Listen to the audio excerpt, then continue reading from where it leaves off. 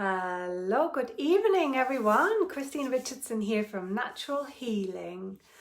If you're there, give me a thumbs up, say hi. Tonight I want to talk about something that is close to my heart, that we're all struggling with. Obviously we all have to balance all the time, me included. And at the very end, I would love to kind of touch on our kids and how they're struggling with stress at the moment, especially given this incredibly stressful year that we've all had with lockdown, COVID, etc. So I just wanted to pick up. Hi Heather, lovely to have you here tonight. I hope you're well. Yeah, I'm talking about stress tonight and what it does to our body. I'm going to give you 3 tips on how to counteract it. And at the end, I want to just touch on something that's really close to my heart, which is all about our kids and how we can support them at the moment with dealing with the stress that's going on. Hi Hannah, nice to see you here again this week. Yeah, so stress, I want to kind of just give you the concept of our body and how that obviously then interacts with stress. Our body is made up of about 75 trillion cells, unimaginable number. And all these cells make us up. So if you imagine a team of workers, this is a company, you are a company of 75 trillion cells. They all have to work together to make you. So stress and emotions, fear, for example, which are a stressful type of emotion, they cause your body and your cells to feel stressed. So your entire company will feel stressed if you're exposed to stress. These kind of emotions turn into molecules.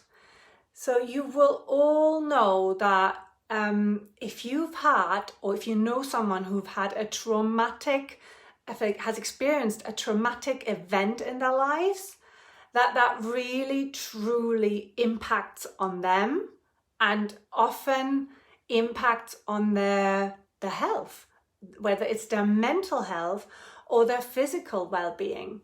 I know for a fact that obviously, my personal experience is how it has affected my mental health, stressful situations.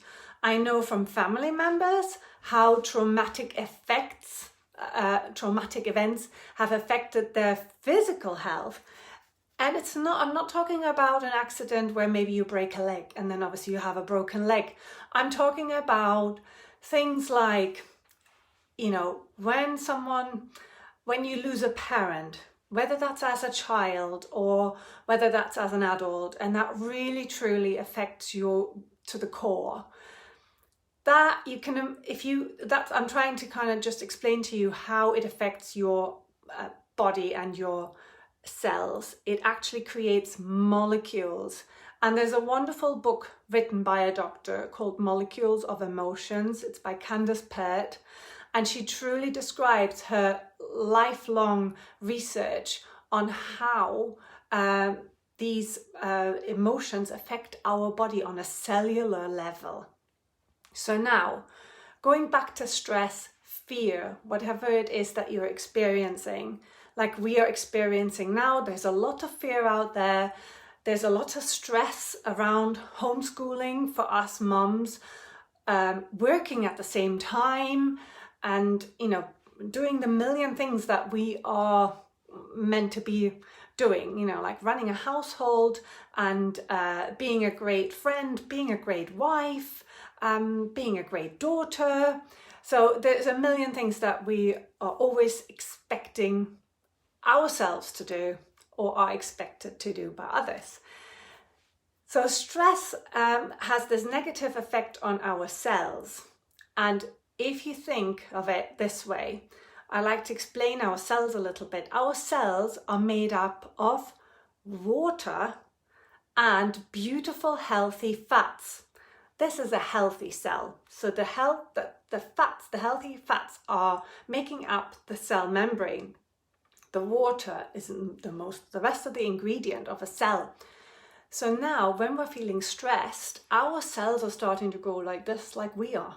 They're going to feel really anxious, and the hardening, which means the membrane is drying out, the inside is drying out. And if you imagine a beautiful ripe plum suddenly turning into a prune, that takes away some of the life force, and that's what's happening to our cells when we're feeling stressed. The cells are feeling stressed, they're feeling our emotions, they're starting to get anxious, and they're dehydrating. So since our body is made up of 75% water, our brain is made up of 85% water. You can imagine, as we're slowly reducing the content of our body, what are we doing to ourselves? We are slowly shutting ourselves down. This is not noticeable in, a short amount of time. I am talking weeks here, months, and obviously over a lifespan, years. People suffer from dehydration, and dehydration is caused by stress. So the more stress we are exposing ourselves to, the more stressed we feel, the more we dehydrate our body. The more we dehydrate in ourselves, the more stress we feel inside ourselves. The cells feel more stressed. So actually, we are entering a self-perpetuating cycle that is really at the core of disease in life. In fact, dehydration alert within our body causes dis-ease. So see how I am using the word disease? It's actually dis-ease. We're not at ease anymore within ourselves. We are at dis-ease. So stress is proven to be the single biggest cause of dis-ease in the world. So obviously, if you think of a heart attack, you know why people have heart attacks, mainly because of stress. Obviously, there are other factors and there are other reasons for it, but we all know how much negative impact stress has on our bodies. So here it is. I'd like to give you 3 little tips of what you can do. Well, actually, number 1 tip you can see me doing right now, which is drinking water. And I'm talking clean, ideally filtered, still water. I'm not talking carbonated water, because that again imbalances the body from the inside. The carbonated element of it does. I am talking, obviously, tap water is better than no water. But if you can afford a filter, or you have a filter maybe in your fridge, or you can buy yourself a filter, even just a simple one for now, and maybe with time you want to look into something even better, then that's a fantastic start of helping your body and relieve yourself of stress, or even manage stress levels. So when stress levels are rising, you know that your body is automatically dehydrating. So in order to stop that perpetuating cycle, you need to drink. I mean, drinking is the number 1 thing. Drinking water is the number 1 thing for you to do on your journey to better health. And I will go into more detail And I always go into more detail with my clients on a one-to-one basis, because this is the number one thing for you to consider for good health.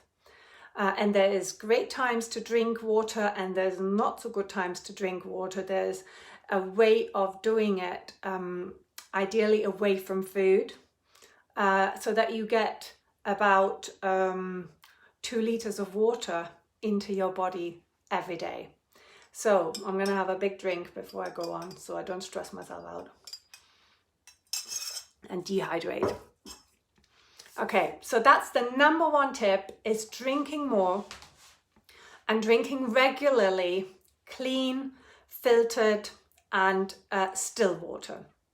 Okay, the next tip is that you obviously look at reducing your stress levels. So whether that is removing yourself from certain stress factors or reassessing stress factors. If it's in your power, then assess it, reassess it, and do something about it.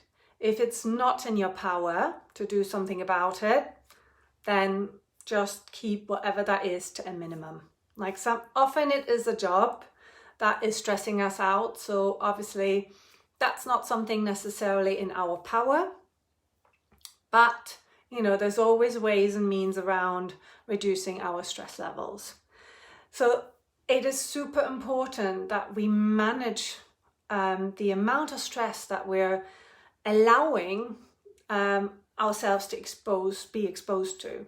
So at the moment, looking at COVID, I mean, people who know me, they probably will know that I don't watch the news. I don't read the newspapers. I don't scroll around social media looking for the news, because I don't want to stress myself out with what's going on in the news, because it's always negative. There's nothing positive reported in the news. So, things like that. Fill your time with positive things. And that really is my third tip, is fill your time with positive things that bring you joy, that bring you relaxation, that make you happy. So I think my top tips, I love reading. So for me, this would be reading a great book. At the moment, I think in this lockdown in particular, in winter, it's been my hot baths on a regular basis with Epsom magnesium salts, because they're absolute muscle relaxant. And at the same time, obviously, it hydrates you and it replenishes your minerals. So that's a wonderful thing to do. And I think as mums, we all deserve a bath on a regular basis. So if you can get someone to watch the kids, or if you can do it as soon as they've gone to sleep, instead of doing the laundry or anything else, just think, I need to take some time out for me and take a big glass of this with you. So take time out. And I think what I'd just like to say on top of this, I think with the water, maybe there's still that misconception out there, well, I drink a lot of coffee and I drink a lot of tea, and that all counts towards my hydration. What I'm talking about in terms of counteracting stress is really just still clean filtered water, because tea and coffee are diuretics, so they're actually depleting your body of the water, although there is some water in a coffee, right? Because we make it with water. But if you just experiment for a day and see if you drink tea and then, in the morning, for example, and then in the afternoon you only drink water, just see how different you feel. Or maybe switch. One day you drink a tea and coffee, and the next day you drink only water for as long as you can last until you want your tea or coffee. Then just see how different you feel in having that extra water. But if you're not used to drinking a lot of water at all, which many people aren't, then you just need to take it slowly but surely, adding drinking water, maybe sipping away at it rather than drinking a pint glass like I would do at one time. Because you have to think of it like a dry hanging basket syndrome. So if you think you haven't watered, look at a hanging basket, imagine one that you haven't watered in weeks. It's absolutely bone dry. We're talking summer here, obviously. And then suddenly you chuck a watering can of water at it. What's going to happen? It's just going to go come out at the bottom again. And that's exactly the same with our cells, because they're not ready to absorb anything yet. It will just come out again. So the more you drink, the more you will go to the toilet and wee it back out again. So I just wanted to mention that at the end. So I hope you found that useful. If you've any questions, please shout right now before I wanted to chat about the kids with you. Anything? Got Vanessa here. Hi, Vanessa. Got Heather. That's lovely. Let's see who's there. Barbara. Hey, wonderful to have you, Barbara. It's lovely. Okay, if you've got any questions, I can't see any right now. Maybe the comments aren't coming through, but I'll just go on. So if you haven't joined my mailing list, then please do so if you're interested in hearing updates. What I've just emailed this weekend was really my feelings around how all this stress affects our children at the moment, because I can see it in my children. They are very upset, obviously, over schools having closed, them not being able to do their normal routine, seeing their friends. My children, especially my nearly 9-year-old daughter, is very sensitive soul, and she has been very much struggling in first lockdown in particular with the lack of socialization really with other friends. And I was talking obviously with lots of friends, including teaching friends, and Heather actually is one of them. She's here tonight, and she can confirm that how much children really need their peers to learn constructively. Heather's been a teacher for nearly 30 years in primary schools, and she was saying even for her and her colleagues, and I'm sure Heather you will confirm that, yes, there's a thumbs up, thank you, that she didn't realize until now, until lockdown, like last year already, but this whole last year, how important and how vital the peer environment is and the peers are for children to learn. So for them suddenly to be at home without their peers and having to sit in front of a screen all day is actually really stressful. And that really breaks my heart, because it puts me as a mum in a rock and a hard place. Because do I tell them to do their schoolwork, which obviously I want them to learn, I want them to be, challenged in a mental way, and I want them to progress in school, the learning. But at the same time, as a naturopath, I do know how stress impacts on their bodies. And I know that they're stressed, as much as they're not stressed by me, but they are stressed subconsciously, that simply by the situation that we're finding ourselves in, because children love routine, they love safety, they love knowing what's coming, they just love that everyday same thing. Now there is nothing the same anymore and everything is new. So I just wanted to kind of throw that out there. I don't know if you have any thoughts on that and what you are doing with your children, but I do feel that really caring for our children's physical and mental health is way more important than us pushing them to do their schoolwork.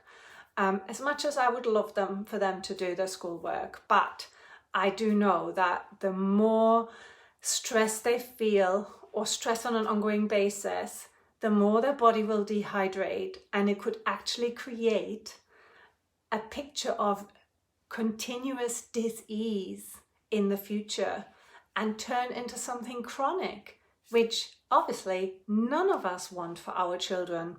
So let me know how you feel about it in the comments and what you're doing with your children. I would love to know, or your grandchildren, or nieces and nephews.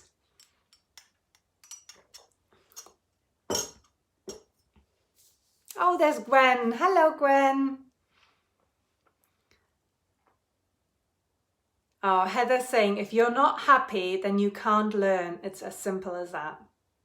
Yeah, absolutely. Yeah, and I feel like home is such a haven to our children. It's becoming really apparent to me now how much they look at home as a safe space rather than a constructive learning environment, because obviously my children are used to going to school. They're not used to being homeschooled, and I am not used to homeschooling. And obviously at the same time I'm trying to work and run a business and run a household, and yeah, it is obviously stressful in itself just to juggle everything, all the demands that are currently going on.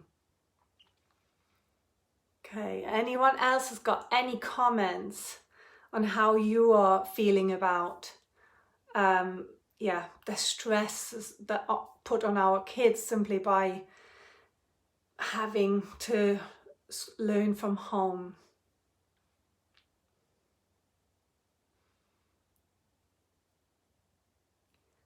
Well, there's no comments coming through now, so thank you so much. You can always leave comments if you're watching the replay. You can always leave comments at the bottom, and I will jump back in, and I'm very happy to answer them.